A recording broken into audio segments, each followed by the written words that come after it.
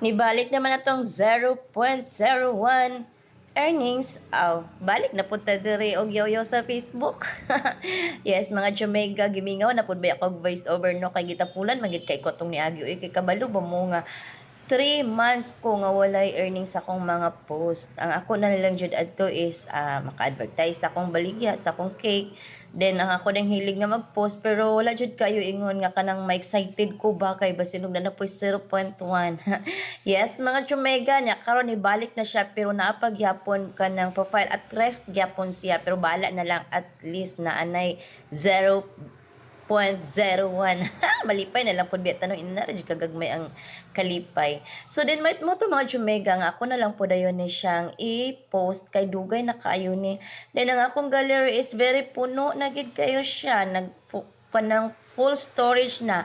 So ato na dayon ni siyang ipanghinay-hinay og post aron ma-delete na dayon nato. Then kani din mga order mga Jumega adto ra ning nangaging bulan iyan ni Ma'am Rose Ku. Katong gi-deliver na mo sa lumad nga birthday sa iyang Lola Verola. Yes, thank you so much Ma'am Roses. Og amo na din deliver. Nagrela jud mi ani kay murag lisod kay siya imotor kay perting bugata kay chocolate moist cake gini siya tanan with palaman. So mao ra ta mga Jamaica, bye.